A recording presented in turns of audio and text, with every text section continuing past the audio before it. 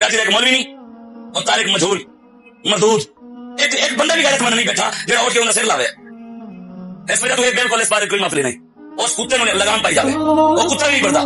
बिस्मिल्लाहिर्रहमानिर्रहीम नहमदुहु व नुसल्ली अला रसूलिहिल करीम। जब से कनाडा वाले बयान वो सोसाइटी में गया है तो मुसलसल सोशल मीडिया पे हाइप क्रिएट की जा रही है और एक मखसूस तबके की तरफ से जो बहुत ज्यादा शिद्दत पसंदी फैला रहा है। बार बार मुझे कहा जा रहा है कि ये जो माजरत आपने दोबारा की है ये भी काबिल कबूल नहीं है और उस तबके का बुनियादी मकसद ये है कि मैं ये मानूं कि मैंने गुस्ताखी की है और फिर मैं गुस्ताखी से माजरत करूं। जो गलती मुझसे हुई है उस पर मैं बार बार माजरत कर चुका हूं, लेकिन वो तबका मुसलसल धमकियां दे रहा है। मेरे व्हाट्सएप पे कत्ल की धमकियां, गुस्ताख और जो फुहश गालियां दी जा रही हैं सबके नंबर भी मैं सेव कर रहा हूं। तो ये सब कुछ चल रहा है मेरे साथ। तो मुझे ख्याल हुआ कि मैं एक इल्मी लिहाज से बहरहाल मैं इस पे एक वीडियो रिकॉर्ड करवाऊं, क्योंकि जो कुछ मेरे मुखलिस लोग हैं, बाज लोग, मेजॉरिटी ने मुझे गुस्ताख करार नहीं दिया अल्हम्दुलिल्लाह, मेजॉरिटी उलमा ने, बल्कि उन्होंने इसको एक गलती जरूर करार दिया, यही नहीं गलती, गुस्ताख करार नहीं दिया। लेकिन बाज हमारे ही बड़ों से, बाज हमारे ही लोगों ने भी इसको गुस्ताखी से ताबीर किया और फिर ये कहा कि मुफ्ती साहब ने जब गुस्ताखी से माजरत कर ली है तो उनकी जान छोड़ दो। तो इसको भी बाज शिद्दत पसंद लोग कह रहे हैं, देखो इनके अपने बड़े कह रहे हैं कि उन्होंने गुस्ताखी की है। इसलिए मुझे गुस्ताखी के लफ्ज को एक्सप्लेन करना बहुत मेरे लिए जरूरी हो गया है। वजह उसकी है कि जो मखसूस तबके के कुछ लोग हैं, जो उनके लीडर बहुत ज्यादा शिद्दत पसंदी फैला रहे हैं और अपनी आवाम को, जो आम लोग हैं ना, उनको बहुत ज्यादा उकसा रहे हैं मेरे कत्ल पे।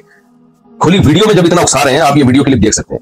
एक मौलवी नहीं और तारिक मजहूल मरदूद एक बंदा भी गैरतमंद नहीं बैठा जेड़ा उठ के उन्हें सिर लावे इस वजह तो ये बिल्कुल इस बारे कोई माफी नहीं उस कुत्ते ने लगाम पाई जावे वो कुत्ता भी नहीं पड़ता। जब खुली वीडियो में इतना उकसा रहे हैं तो बंद कमरों में कितना उकसाते होंगे। और मेरे पास जो अलग से धमकी आ रही है वो अलग है। लेकिन जो लीडर हजरात है ना एक मखसूस तबके के, वो बार बार जो है ना गुस्ताख की सजा सरतन से जुदा, नारे भी यही लग रहे हैं। सर सैयद थाने के बाहर जो हमारा करीबी महला है उसमें जो थाना है उसके बाहर भी ये नारे लगाए गए हैं एक क्राउड की शक्ल में कि गुस्ताख की सजा सरतन से जुदा।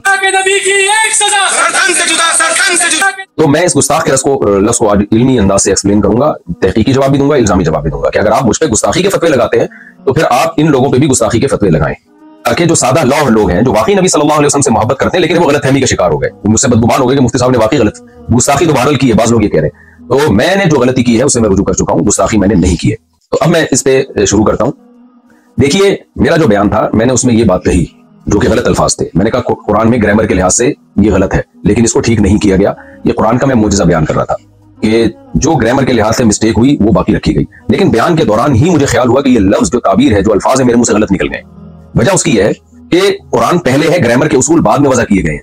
ग्रामर कुरान को देख के लिखी गई है, ना कि कुरान ग्रामर का मोहताज है। ये एक ऐसी हकीकत है जिसको मैं अपने लेक्चरों में पहले बयान कर चुका हूं, कई बार बयान कर चुका हूं कि जबान ग्रामर की मोहताज नहीं होती, ग्रामर जबान की मोहताज होती है। मुझे बयान के दौरान ही अंदाजा हो गया कि ये अल्फाज मेरी जबान से गलत निकले, लिहाजा मैंने बयान में ही उसकी करेक्शन की। अगर ज़ाहिरी लिहाज से कोई गलती लिखे तो ज़ाहिरी लिहाज से, वरना इसमें कोई हिम्मत है ग्रामर की एक मिस्टेक अगर ज़ाहिरी लिहाज से मिस्टेक है। तो वो करेक्शन क्या थी जो मैंने चलाई भी है कि ज़ाहिरी लिहाज से है, हकीकत में नहीं है, ज़ाहिरी लिहाज से। ज़ाहिर का मतलब है कि हकीकत में कोई गलती नहीं है, देखने में ऐसा लगता है कि ग्रामर के कायदों के खिलाफ है। मेरा ख्याल ये था कि इससे लोग मुतमईन हो गए होंगे, लेकिन वो भी मेरी गलती थी। मुझे उसमें और अच्छी तरह से एक्सप्लेन भी करना चाहिए था और उसी बयान में माजरत कर लेनी चाहिए थी, वो भी मैंने नहीं की। ये भी एक जुर्म मेरा, इसकी भी गलती का मैं इतराफ करता हूं। तो लेकिन मकसद यही था कि हकीकत में कोई गलती नहीं है। ज़ाहिरी लिहाज से गलती का मतलब क्या था कि भाई कुरान में कुछ बातें ऐसी हैं जो आम नहवी कायदों के, जो कायदे बाद में इजाद किए गए हैं, उनके खिलाफ है। ये बात सिर्फ मैंने नहीं लिखी है, ये और भी लोग लिख चुके हैं, खुद बरेलवी उलमा लिख चुके हैं। ये देखें, मुकदमा तफसीर नईमी, मुसन्निफ हकीम उल उम्मा मुफ्ती अहमद यार खान नईमी, ये बरेलवियों के बड़े आलिम हैं, सफर नंबर 20 पे लिखते हैं, बाज़ कलिमात नहवी कायदे के खिलाफ मालूम होते हैं लेकिन वो पढ़े वैसे ही जाते हैं जैसे कि साबित हो चुके। मसलन अलैहुल्लाह, अब देखिए कुरान का आम कायदा है अलैहिल्लाह, लेकिन कुरान में लिखा है अलैहुल्लाह, यानी ग्रामर का आम कायदा है अलैहिल्लाह, लेकिन पढ़ा जा रहा है अलैहुल्लाह। इसी तरह वमा अंसानीहु इल्ला शैतान, अब आम कायदा जो नहव के तालिब इल्म जानते हैं ये है वमा अंसानीही, लेकिन जो अहमद यार साहब हैं, मुफ्ती अहमद यार साहब, जो बरेलवियों के बड़े आलिम, वो कह रहे हैं कि ये भी आम कायदे के खिलाफ है, मा अंसानीहु है। और तीसरी मिसाल वही दी है जो मैंने अपने बयान में दी थी, लनस्फाम बिन नासिया, तो ये भी उन्होंने मिसाल दी। अब मैं पूरी इबारत दोबारा पढ़ता हूँ, मसलन अलैहुल्लाह मा अंसानीहु लनस्फान वगैरह, दोबारा ये इबारत पढ़ देता हूं मैं। ये लिखते हैं बरेलवियों के आलिम, बाज़ कलिमात नहवी कायदे के खिलाफ मालूम होते हैं लेकिन वो पढ़े वैसे ही जाते हैं जैसे कि साबित हो चुके, मसलन अलैहुल्लाह मा अंसानीहु लनस्फान वगैरह। तो मोहतरम ने भी ये फरमाया कि नहवी कायदे के खिलाफ मालूम होते हैं, जबकि मैंने क्या कहा था, बज़ाहिर ग्रामर के खिलाफ है, बज़ाहिर ग्रामर के लिहाज से गलत है। तो मैंने तो फिर भी बज़ाहिर का लफ्ज लगा दिया था। तो मैं फिर भी मानता हूं कि मेरी गलती थी, मुझे बहुत अच्छी तरह से एक्सप्लेन करना चाहिए था और उसी वक्त अपने अल्फाज से रुजू कर लेना चाहिए था, लेकिन बाद में मैंने रुजू रिकॉर्ड करवाया। उसकी क्या वजूहात थी, मेरी ये भी मेरी गलती है, इसमें बगैर तावील के इसको भी अपने खाते में डालता हूं मैं। लेकिन इस अमल को आप गुस्ताखी नहीं करार दे सकते। अगर आपने गुस्ताखी करार देना है, मैं बरेलवी के इन आलिम के अमल को भी और इनकी इबारत को भी आप गुस्ताखी करार दें। और मैंने तो इन अल्फाज से तौबा कर ली, इन आलिम ने तो तौबा भी नहीं किया। अब तक तो हमारे पास कोई ऐसा रिकॉर्ड नहीं है कि इन्होंने अल्फाज से तौबा की हो। تو اصل مدعا میرا یہ ہے کہ نہ میرے الفاظ کو آپ گستاخی پر لے جا سکتے ہیں، نہ تفسیر نعیمی کے مصنف کے الفاظ، بریلوی عالم کے الفاظ کو آپ گستاخی قرار دے سکتے ہیں۔ آپ ان کے الفاظ کو بھی علمی غلطی قرار دے سکتے ہیں، میرے الفاظ کو بھی علمی غلطی قرار دے سکتے ہیں۔ یہ علمی غلطی قرار دینے پر ہمیں کوئی اعتراض نہیں ہے، لیکن آپ اس عمل کو گستاخی مت قرار دیں، کیونکہ اگر یہ ہے تو میں گستاخ ہوں تو پھر یہ بھی گستاخ ہے، اور وہ تمام علماء گستاخ ہیں جنہوں نے اس علمی نقطے کو اس انداز سے بیان کیا ہے۔ دوسری روایت دیکھیں، عن هشام بن عروة عن أبيه قال سألت عائشة عن لحن القرآن إن هذان لساحران، وعن قوله والمقيمين الصلاة والمؤتون الزكاة، وعن قوله والذين هادوا والصابئون، فقال يا ابن أختي هذا عمل الكتاب أخطأوا في الكتابة، رواه الطبري في تفسيره جلد نمبر 1 صفحہ نمبر 18۔ علامہ طبری رحمہ اللہ تعالیٰ اپنی تفسیر کی جلد نمبر 1 صفحہ نمبر 18 میں لکھتے ہیں، اور یہ روایت مصنف ابن ابی شیبہ میں بھی ہے، فرماتے ہیں کہ عبداللہ بن زبیر جو حضرت عائشہ کے بھانجے تھے، انہوں نے سیدہ عائشہ رضی اللہ تعالیٰ عنہا سے قرآن کی بعض آیتوں کے متعلق پوچھا۔ ظاہر روایتیں عام گرامر قاعدوں سے ہٹ کر تھیں، تو حضرت عائشہ رضی اللہ تعالیٰ عنہا سے ان کی جب تفسیر پوچھی تو حضرت عائشہ نے فرمایا کہ یہ ابن اختی ہے، میرے بھانجے، ھذا عمل الکتاب اخطأوا فی الکتابہ، یہ کاتبوں کا عمل ہے جنہوں نے کتابت میں خطا کی ہے۔ تو یہاں پہ سیدہ عائشہ کا مطلب، خطا کا مطلب یہ نہیں ہے کہ سچی مچی میں غلطی کی ہے، وہ خطا یہ بیان کرنے کے لیے بتا رہی ہیں کہ یہ جو عام قاعدے جو گرامر کے اصول کیے گئے ہیں، یہ عام قاعدوں سے ہٹ کر انہوں نے اس کو لکھا ہے۔ جمہور حضرات نے یہی مفہوم بیان کیا اس کا۔ تو یہاں بھی میں یہ کہوں گا کہ کیا آپ سیدہ عائشہ کو بھی معاف نہیں کرو گے؟ آپ یہ کہو گے انہوں نے معاذ اللہ دعویٰ کیا کہ قرآن میں تحریف ہوئی ہے، قرآن کو غلط لکھا گیا ہے اور قرآن کی کتابت کے طریقے غلط تھے؟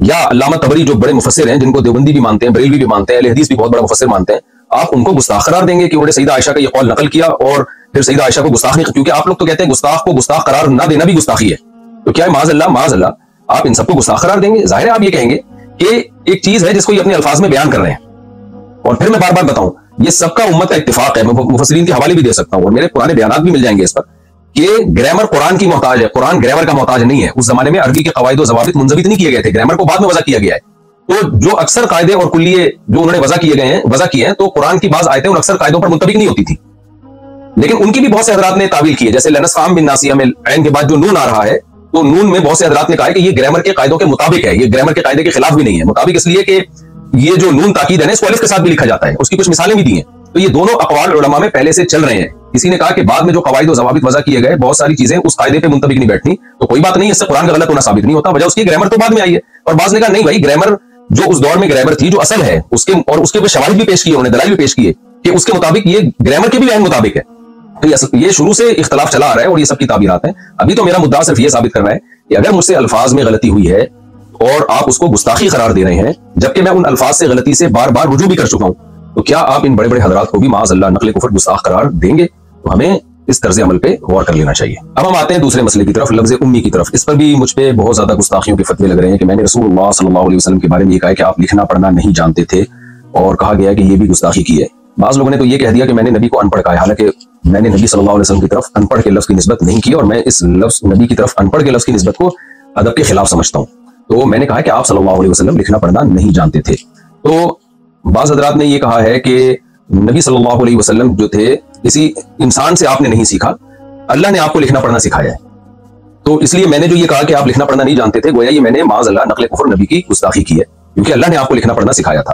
دیکھیے یہاں بھی میں آپ سے عرض کروں گا، اگر آپ کی یہ رائے یہ ہے کہ اللہ نے نبی کو لکھنا پڑھنا سکھا دیا تھا، اور ہماری رائے یہ ہے کہ اللہ نے نبی کو لکھنا پڑھنا نہیں سکھایا تھا، آپ یعنی جب تک آپ صلی اللہ علیہ وسلم دنیا میں رہے، آپ صلی اللہ علیہ وسلم امی ہی رہے، اس معنی میں کہ آپ نہ لکھنا جانتے تھے نہ پڑھنا جانتے تھے، تو اگر ہماری یہ رائے کا آپ سے اختلاف ہے تو اس کو ایک علمی اختلاف کہا جائے گا، اس کو بھی گستاخی نہیں کہہ سکتے۔ گستاخی آپ اس عمل کو جب کہیں گے جب ہم یہ دعویٰ کرتے ہیں کہ نبی لکھنا پڑھنا نہیں جانتے تھے، اور ہمارا مقصد اس سے معاذ اللہ نبی کی توہین ہو۔ ہم تو نبی کی تعظیم میں کہہ رہے ہیں کہ جو لکھنا پڑھنا نہیں جانتے تھے پھر بھی انہوں نے ساری دنیا کو لکھنا پڑھنا سکھایا ہے، ساری دنیا میں علوم بانٹے ہیں، یہی تو نبی کا معجزہ ہے۔ اور جتنے بھی علماء ہیں لفظ امی کو جب ایکسپلین کرتے ہیں تو ایکسپلین میں ان کی مراد تعظیم ہی ہوتی ہے، توہین مراد نہیں ہوتی۔ شاید میں نے جس طرح سے ایکسپلین کرنا چاہیے تھا اس طرح سے ایکسپلین نہ کیا ہو، لیکن اس عمل کو آپ گستاخی نہیں قرار دے سکتے۔ تو اس میں بھی ہم اب دلائل کی دنیا میں جاتے ہیں۔